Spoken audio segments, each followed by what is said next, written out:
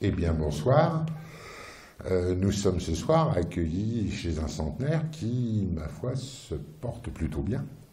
Mais avant lui, Épernay a connu d'autres collèges. Je vais vous en raconter l'histoire, ainsi que certaines histoires qu'ils ont pu connaître.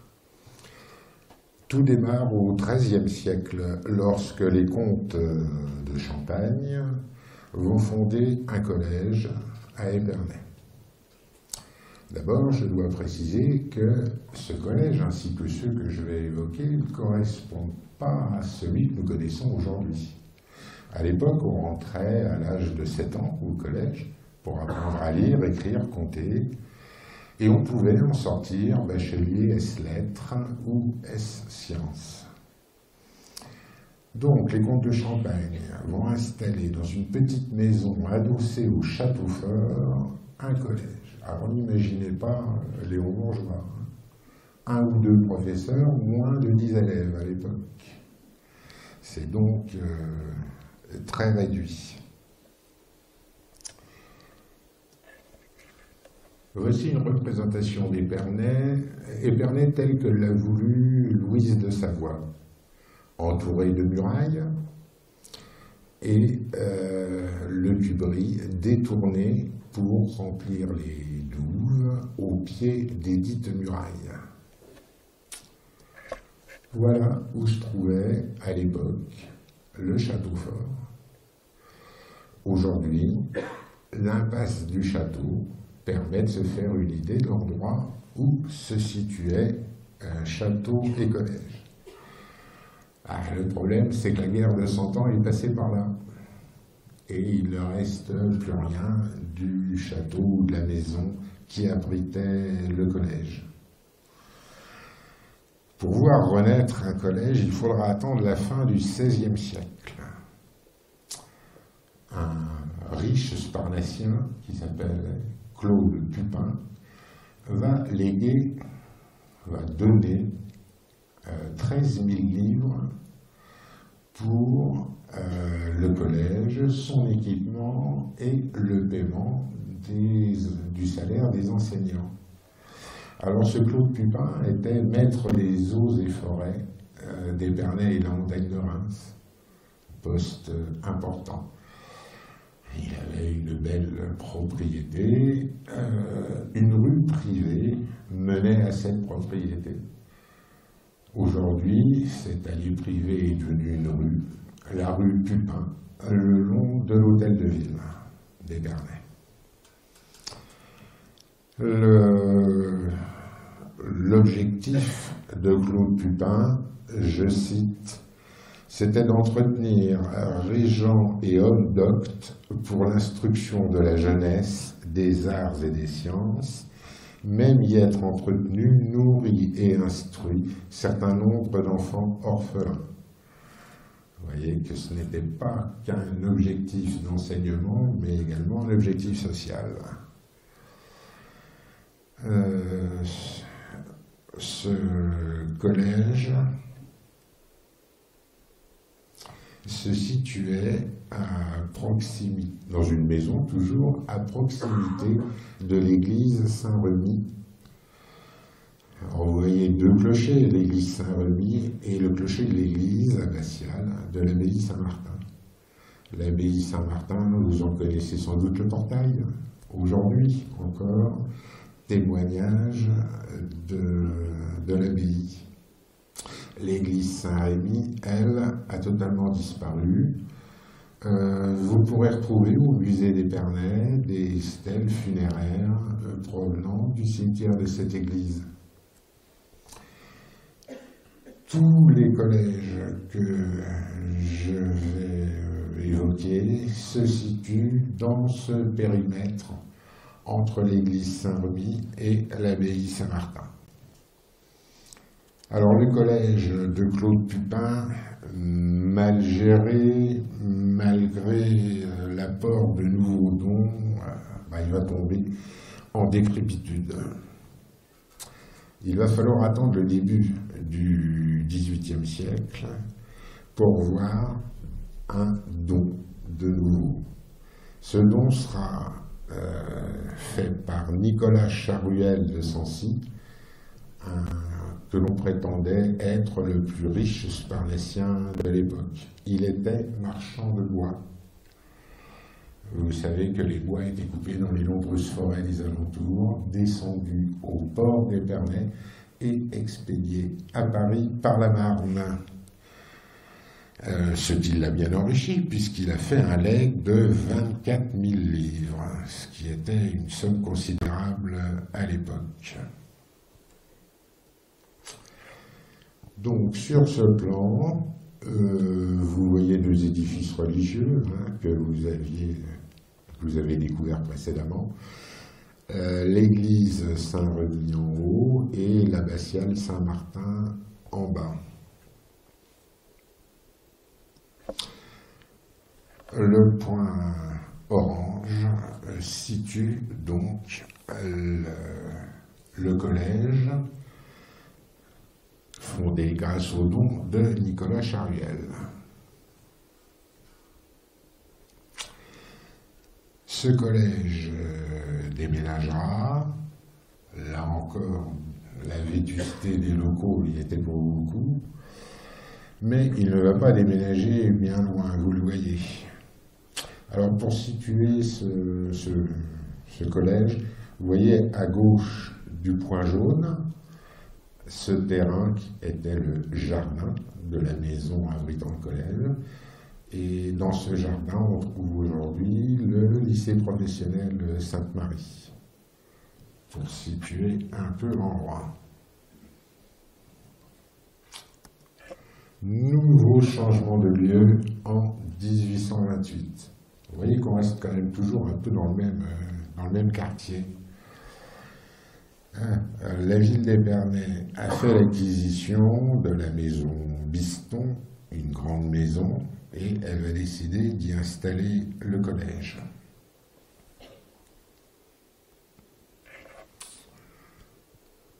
Voici l'entrée et la cour d'honneur du collège. Au départ, les élèves seront dans ce bâtiment, mais rapidement, la population sparnacienne va augmenter, et donc, évidemment, le nombre de collégiens aussi.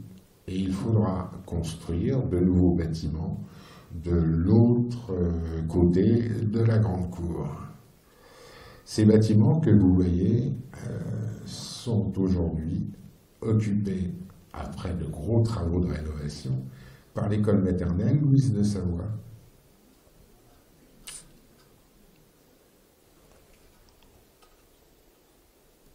Voici nos collégiens dans la grande cour, avec les autres bâtiments qui ont dû être construits pour accueillir tous les collégiens. Le problème, c'est que là aussi, les locaux vont se dégrader. Au début du XXe siècle, la situation est très tendue. Le principal a failli être écrasé par la chute d'une corniche. Oh, ça ne lui importe plus du tout. Et il l'a fait savoir. Donc, la décision est prise de construire un nouveau bâtiment, la réfection des anciens locaux étant trop chère, et de toute façon, les locaux n'avaient pas la taille suffisante.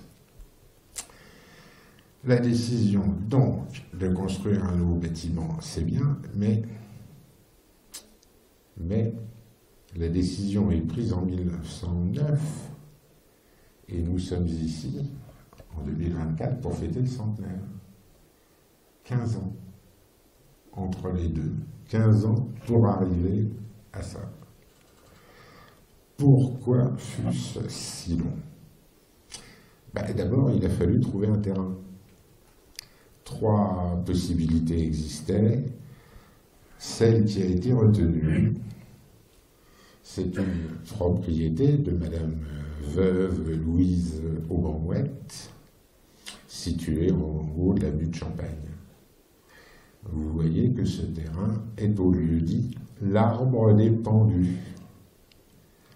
Ce qui veut dire que vous êtes en ce moment assis à un endroit où il s'est passé des choses pas très sympathiques dans le passé. Lorsque le terrain a été choisi, il a fallu évidemment le financer. Le terrain a été acheté pour près de 200 000 francs à l'époque. À Madame Mohamed, c'est la mairie qui l'achète. Puis, il faut trouver un architecte. L'architecte, c'est Henri Picard, qui sera secondé par M. de Maigret. C'est un binôme bien connu, puisque c'est le binôme qui va construire les locaux commerciaux de Moët-et-Chandon, que l'on peut voir encore au bas de l'avenue.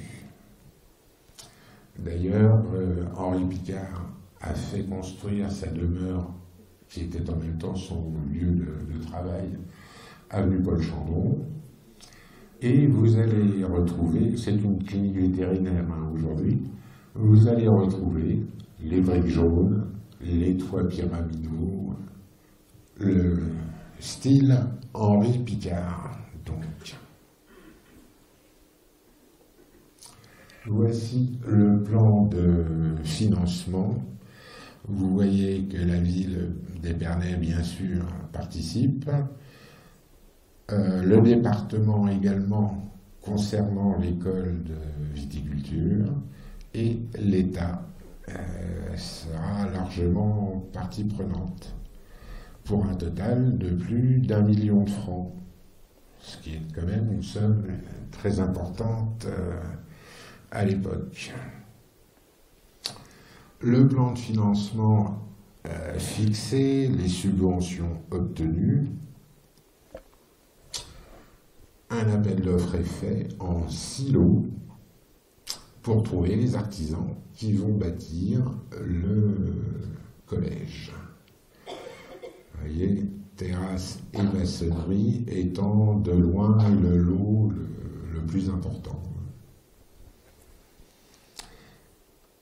Donc, cette adjudication a lieu en 1913. Dès que l'adjudication est terminée, les travaux commencent et avancent bien. Voici l'état des travaux dès la fin de 1913. Ça avance vite et bien. Oui, pas pour longtemps. 1914 n'est pas une bonne année. En effet, dès la déclaration de guerre, de nombreux ouvriers sont mobilisés et une inflation assez galopante intervient. Si bien que, en 1914-1915, le couvreur, le charpentier qui devait s'occuper de la couverture du collège, vont demander un petit supplément. Ben oui, les prix avaient déjà été multipliés par 2. Le problème, c'est que le maire d'Épernay, lui, a refusé. Il voulait s'en tenir au devis. Alors le préfet a insisté en disant que l'inflation risquait d'augmenter encore. Donc, il serait peut-être temps quand même de donner satisfaction aux artisans. Le maire a dit non. Il faut dire que le maire ne pouvait pas sentir le préfet depuis septembre 1914. En septembre 1914, le préfet a donné un ordre d'évacuation à tous les fonctionnaires. Il faut dire que l'avancée allemande s'approchait d'Épernay et les Allemands ont même occupé Épernay pendant 8 jours. Donc, le maire d'Épernay s'était considéré comme trahi, abandonné. Donc, c'est un peu tendu entre le maire et le préfet. Bon, tout ça, ça va se régler au château de Saran. Bel endroit, à côté d'Épernay. Mais à l'aube, sur la pelouse, épée en main, ils vont se battre en duel. Bon, vous voulez savoir qui a gagné? Alors, ce n'était pas un duel à mort, hein. Il s'agissait d'un duel au premier sang versé. Et là, c'est le préfet qui a égratigné le bras de M. Maurice Paul Roger, le maire d'Épernay. Bon, je tiens à rassurer Madame le maire, ça ne marche plus comme ça aujourd'hui. Vous n'avez pas besoin de prendre de cours d'escrime. C'est quand même une bonne chose. Donc, ceci ayant réglé le problème, les travaux vont pouvoir être financés. Le préfet par rancunier va même obtenir une subvention supplémentaire de l'État. Et les travaux se termineront, le gros œuvre, on va dire, en 1923. Le 4 juillet 1923, le site, le nouveau collège d'Épernay, est inauguré. Vous le voyez sur ce document, les agrégés ont de doctes tenues, comme on disait. Alors, cette inauguration a eu lieu en présence du ministre de la Marine. Bon, ça devait être le seul disponible. Du recteur de l'Académie de Paris. Ça, c'est normal. L'Académie de Reims existe depuis le 1er janvier 1962. Donc, tous les collèges que j'évoque dépendaient de l'Académie de Paris. Et enfin, comme personnalité, il y avait l'ambassadeur d'Italie. Pourquoi? Pour cela, pour mieux le comprendre, il faut revenir 5 ans avant. En juillet 1918, lorsque Ludendorff lance la Friedensturm, cette attaque massive qui devait couper en deux le front allié. L'aile est de cette attaque avait pour objectif Épernay. Les troupes allemandes ont contourné Reims par l'est, ont traversé la montagne de Reims, but du jeu, s'emparer d'Épernay en septembre 14, s'ouvrir la vallée de la Marne en direction de Paris. En face, pour bloquer cette attaque, 2 divisions françaises et un corps d'armée italien. C'est la première fois que l'armée régulière italienne combattait en France pendant la Première Guerre mondiale. Ce corps d'armée était commandé par le général Alberici. Vous vous souvenez peut-être que l'allée le long du technicentre SNCF Épernay s'appelle l'allée du général Alberici. C'est lui. Il a installé son quartier général à Ouvillers et il a dirigé ses troupes face à l'attaque allemande. Les Allemands ne sont pas passés. Les Italiens ont eu 4000 tués, 4000 disparus, prisonniers, et des milliers de blessés, dont la plupart ont été soignés à Épernay. Vous savez qu'Épernay avait un des hôpitaux les plus modernes d'Europe, mais également 21 hôpitaux militaires temporaires. Beaucoup ont été soignés là. Alors, cette bataille est considérée, je vous montre les soldats italiens quittant Épernay et montant vers le front sur la montagne de Reims. Cette bataille, considérée comme victorieuse, à juste titre par les Italiens, a amené beaucoup de retentissement en Italie. Il faut dire qu'ils sortaient sur une série débandades et défaites en tout genre, donc ça a été apprécié là-bas. À tel point qu'en Italie, on a beaucoup parlé d'Épernay.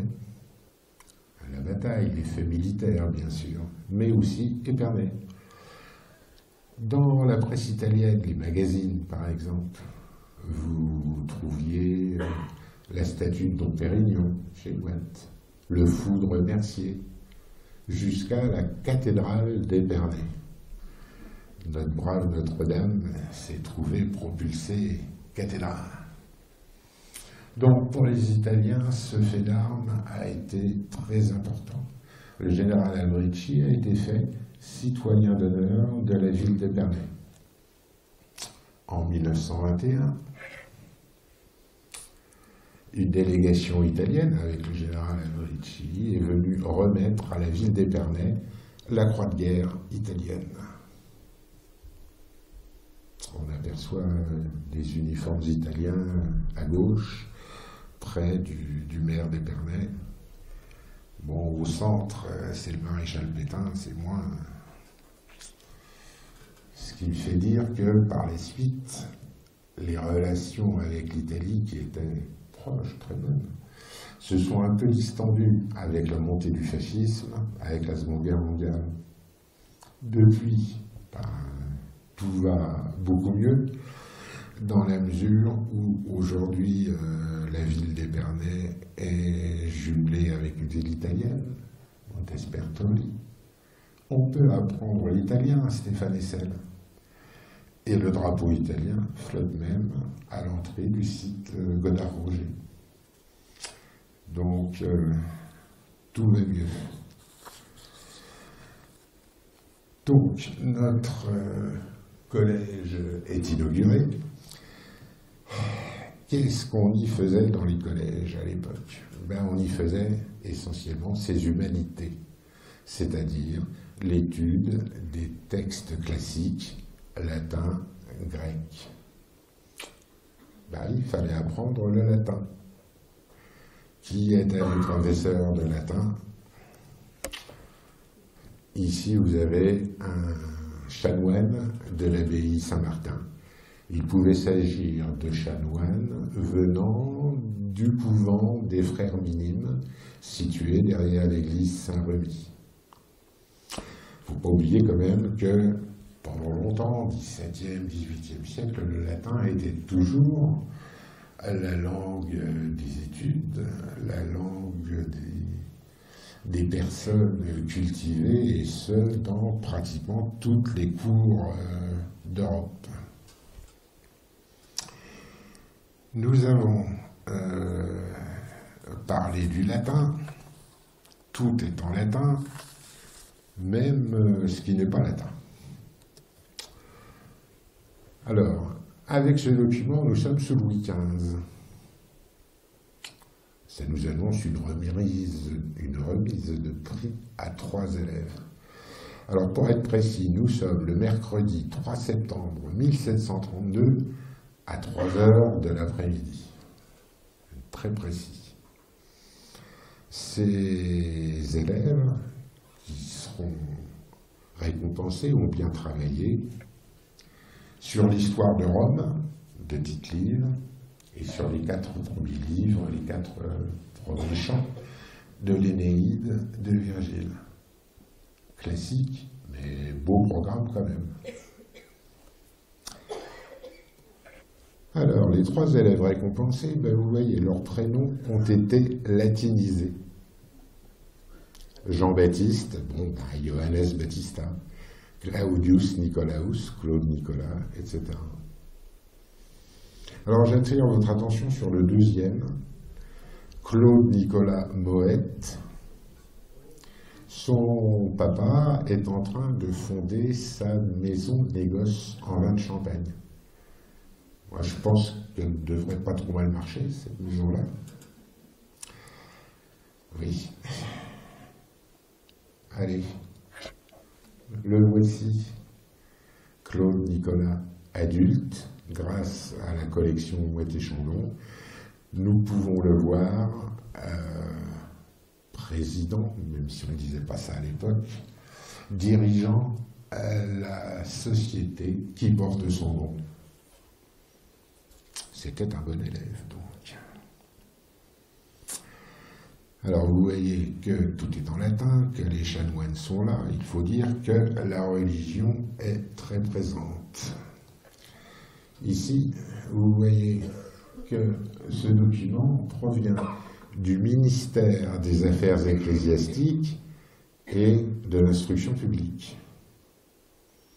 Donc l'instruction publique dépend des affaires ecclésiastiques. Ici, on pourrait dire le chef de l'enseignement en France est l'évêque d'Hermopolis. Bon, Hermopolis, c'est un diocèse qui se situe en Égypte. Il n'y a évidemment aucun chrétien dans le coin, mais le Vatican se gardait ce diocèse sous le coude pour nommer des évêques dont la mission n'était pas d'évangéliser. Alors il faut dire que ce monsieur étant le confesseur du roi Louis XVIII, ça a bien aidé pour obtenir ce poste élevé dans l'instruction publique. Alors, est-ce que la religion est présente au collège? Voici un extrait d'un rapport d'inspection qui date de 1849. Question, comment sont observées les pratiques religieuses? Alors je vais vous le lire parce que les élèves lisent à genoux et en commun la prière du matin et celle du soir. Ils entendent debout au repas le bénédicité et les grâces. Ils assistent aux offices et aux instructions de la paroisse les dimanches et jours de fête observés par l'université. Ils suivent le catéchisme de la paroisse pour leur première communion. Les élèves du catéchisme vont à confesse quand leur confesseur les y appelle. Vous voyez donc que la religion est très présente. On va voir comment ça se traduit dans les journées d'un élève en 1849. Ça démarre tôt quand même.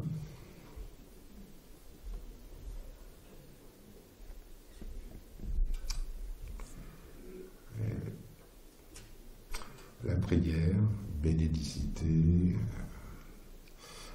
etc. C'est donc présent dans le quotidien des élèves.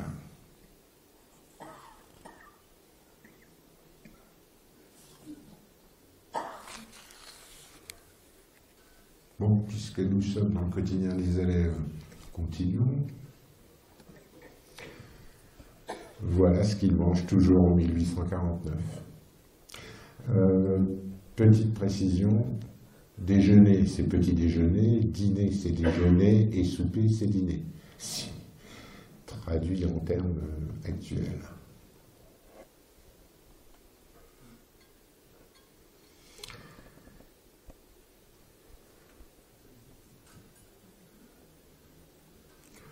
Bon, je pense qu'aujourd'hui ça doit être la même chose, monsieur le proviseur. Ouais. Si ce n'est, je crois que le vin est remplacé par le champagne, c'est ça? Non? Ah, Épernay, quand même. Bon, il faut que je vous dise que ce n'est pas une volonté de pervertir la jeunesse par l'alcool. 1849, c'est une grande épidémie de choléra à Épernay. L'ancien hospice, là où se trouve l'église Notre-Dame aujourd'hui, est plein. On est obligé de couvrir la place attenante de tentes pour accueillir tous les malades. Le cimetière nord, nouvellement créé, voit sa superficie doublée. Pourquoi? Parce que l'eau est le vecteur du choléra.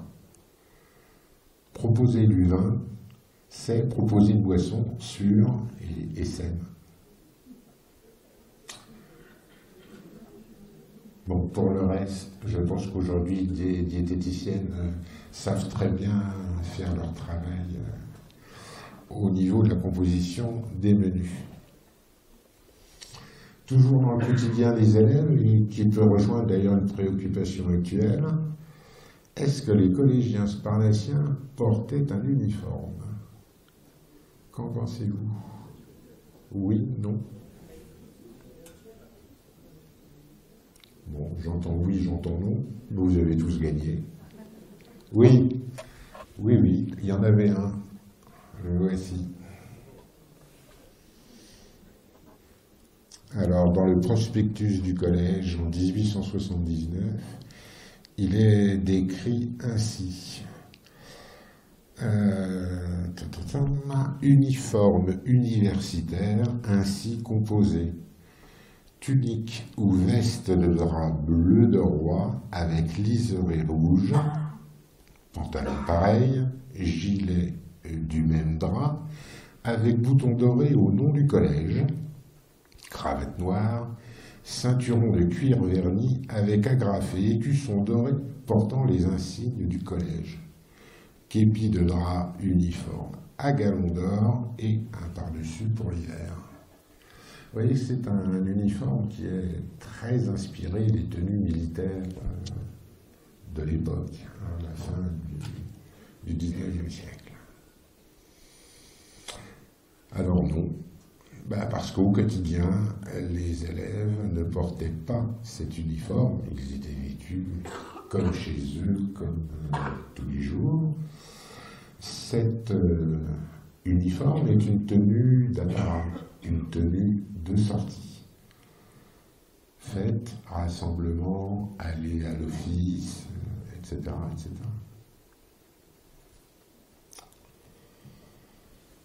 Alors, sur à peu près toute la période que j'ai évoquée, 3 types d'enseignement au collège. Des instituteurs apprenaient à lire, écrire, compter. Après, 2 voies. Une voie un petit peu plus courte, qu'on appelle l'enseignement spécial, et qui est destinée à permettre aux élèves d'intégrer une activité professionnelle. Et enfin, l'enseignement classique, préparant au bac. Mais pas que. Les matières enseignées ont évolué, et bien sûr, dans notre région, M. Leloup en a parlé tout à l'heure, nous voyons arriver l'école d'agriculture et de viticulture, qui est surtout de viticulture d'ailleurs. Donc c'était une école d'hiver, c'est-à-dire que les cours théoriques et pratiques avaient lieu pendant la période, on va dire, de repos de la vigne. Vous avez ici le prospectus de la session de 1933-1934, mais cette école de viticulture d'hiver est apparue en 1910. C'est donc très ancien. Tout simplement parce que le phylloxéra ayant fait des ravages, les pratiques viticoles ont bien changé et il a fallu préparer la jeunesse à ces nouveautés. Porte-greffe américain, façon de tailler, etc., etc.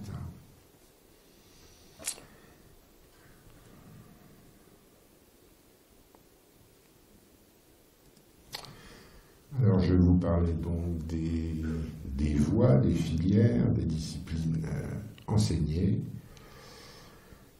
Qui décidait de tout cela? Eh bien, le pouvoir en place. Ici, une circulaire est adressée à M. Loriquet, le principal du collège d'Épernay, en 1810. Qu'est-ce qu'on lui dit à M. Loriquet? Des choses très claires. Rien ne doit être publié, études, disciplines, exercices, sans l'autorisation du recteur de l'académie. Donc, peu d'autonomie pour les enseignants. Ici, toujours en 1810, le sénateur, grand maître de l'université impériale, reproche au collège de se cantonner aux textes grecs et latins, classiques, etc. Il suggère d'aborder des sujets contemporains pour, je cite, rendre mémorable le règne de Napoléon Ier, les innombrables exploits de l'armée, la haute sagesse des lois, les embellissements des villes, la vaste influence de son génie sur le sort de la France et de l'Europe, et l'amour que l'on doit à l'auguste personne de l'empereur. Bon, ça va même plus loin dans le familial. L'année suivante, en 1811, et oui, Sa Majesté l'impératrice vient d'accoucher du roi de Rome. Alors des exclamations de joie unanimes et spontanées s'élèvent dans tout l'Empire. Alors on apprend au principal du collège que le jour des relevailles de l'impératrice, tout le collège, enseignants et élèves, tout le collège chantera le Te Deum dans la chapelle du collège. Les élèves auront 3 jours de congé qu'ils occuperont à faire des compositions dont les sujets concerneront la naissance impériale. Bon. Donc on peut voir quand même une forte prégnance du pouvoir en place lors du Premier Empire. Peut-être à une exception près. Voici une circulaire qui est toujours très claire. Tous les personnels, c'est souligné sur la circulaire, tous les personnels devront prêter serment d'obéissance aux constitutions et fidélité à l'empereur. Bon, vous avez eu la date, 17 juin 1815. Le lendemain, 18 juin 1815, c'est Waterloo. Donc, le temps que la circulaire arrive au collège ici, je crois que... pas sûr qu'elle ait été appliquée, celle-là. Alors, évidemment, l'empereur étant déchu, avec le retour à la royauté, la restauration, ça va aller beaucoup mieux. Ben non.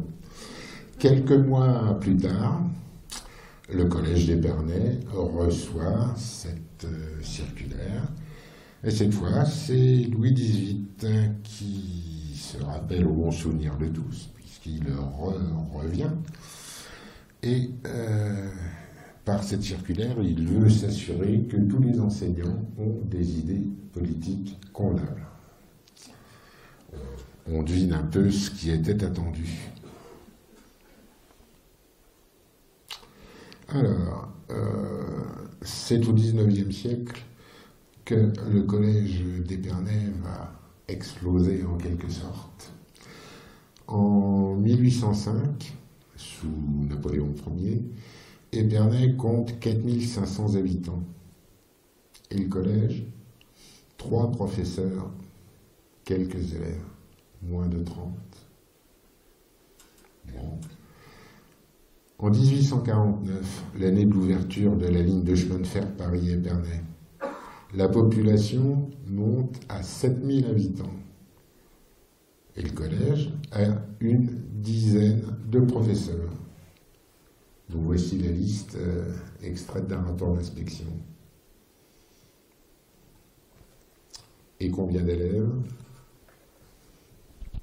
70 élèves en tout. Alors vous voyez que les nombres les plus réduits sont vers le haut de la liste.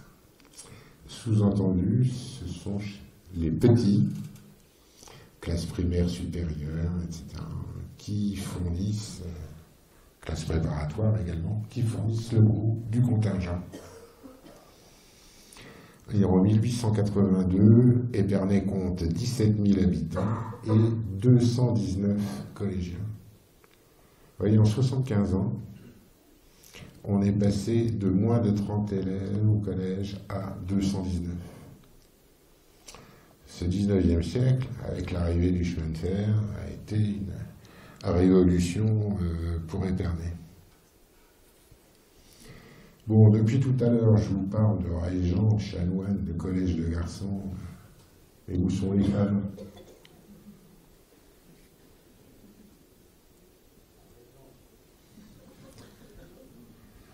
Bon, je vais vous parler de Châtel.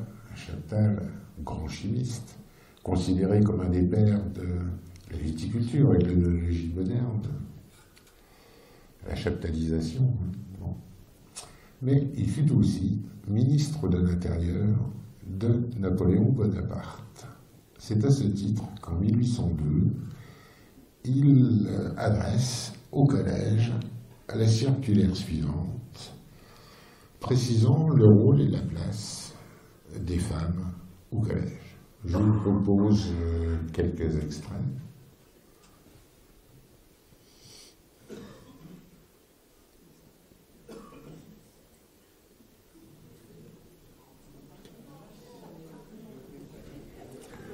Je sens comme quelques agitations chez les femelles qui... Bon, vous voyez déjà la façon dont les femmes sont considérées. Voici un autre extrait très clair sur leur place.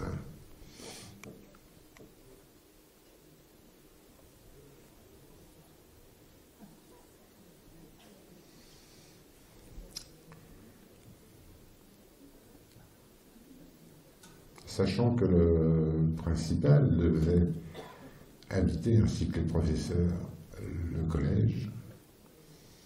Je ne sais pas quand ils voyaient leurs épouses, mais bon. Bon, voilà pour les femmes. Et les filles, quand ont-elles eu droit à un parcours comparable à celui des garçons? Oh ben là, je ne vais pas remonter au XIIIe siècle. Ce sera fin 19e, 1894. Alors ici, nous avons la rue des Fusiliers. La rue des Fusiliers, connue sous le nom d'Eugène Mercier aujourd'hui. Et vous reconnaissez la sous-préfecture au fond, avec les arbres du Jard, à côté. La chapelle Saint-Joseph. Et au milieu, une école de filles qui abritait un cours complémentaire, qui était l'équivalent du collège jusqu'à la 3e. Alors ces bâtiments ne vous disent peut-être pas grand-chose, tout simplement parce qu'ils ont été endommagés déjà par les bombardements de la Première Guerre mondiale, et définitivement détruit dans les années 1980, laissant place à ce que les Sparnassiens ont appelé la dent creuse, qui n'est plus creuse d'ailleurs, puisque un nouveau bâtiment est en cours de finition à cet endroit. Donc, nous sommes rue Eugène Mercier, les filles peuvent faire leur primaire, leur collège. Et pour le lycée, il suffit de se retourner et de regarder en face. Voici le collège de jeunes filles, de la seconde à la terminale. Ces bâtiments appartenaient à une congrégation religieuse. La ville l'a récupéré et transformé en collège de jeunes filles. Ces bâtiments ont eux aussi disparu. Aujourd'hui, c'est le collège Jean Monnet qui se trouve là, au bout de la rue. Alors, il faut savoir que le cursus pour les filles était complet, de l'entrée du primaire jusqu'au bac, à quelques exceptions près. Tous les cours n'étaient pas assurés dans ce collège. Certaines filles, pour certaines matières, devaient se rendre ici, sur le site Léon Bourgeois, où on ne pouvait pas les accepter à la cantine avec les garçons. Donc le midi, elle redescendait là, et elle repartait là après. Il y avait des passerelles aussi chez les enseignants, puisque des profs de Léon Bourgeois avaient des cours à dispenser au collège de jeunes filles.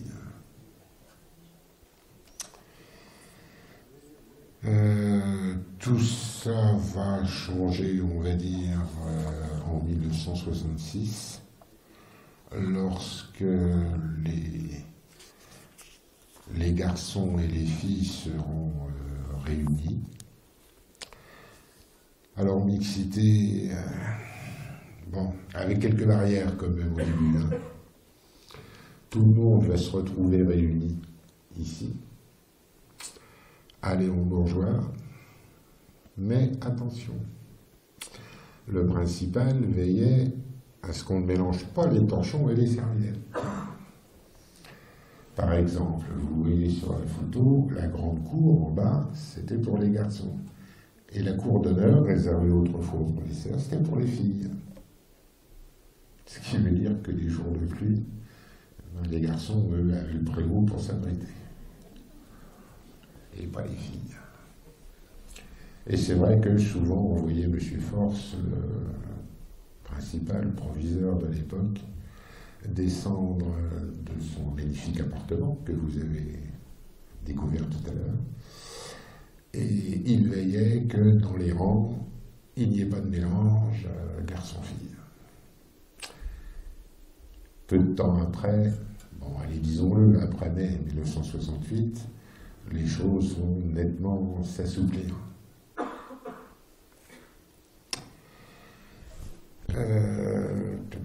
Le lycée Léon Bourgeois va devenir le lycée, pardon, je m'exprime mal, le collège de garçons va devenir le lycée nationalisé mixte d'Épernay. C'est en 1975 que sera décidée l'attribution du nom de Léon Bourgeois. Personnage important, puisque c'était un élu du département de la Marne, et surtout prix Nobel de la paix 1920 pour, à l'occasion de la création de la Société des Nations. Ce lycée Léon Bourgeois ne va pas rester tout seul, puisque un lycée d'enseignement professionnel va ouvrir ses portes rue Godard-Roger en 1965. Alors depuis, Léon Bourgeois ne ressemble plus trop à la photographie que vous voyez. Je me permets d'afficher cette magnifique photo de Benoît Laroche, que j'aime beaucoup. Vous voyez l'état de la restructuration de 1994 qui a considérablement amélioré la vie au lycée. Et puis n'oublions pas qu'en 2013 a été décidée la fusion des deux établissements, Léon Bourgeois et Godard-Roger, pour devenir le lycée Stéphane Hessel.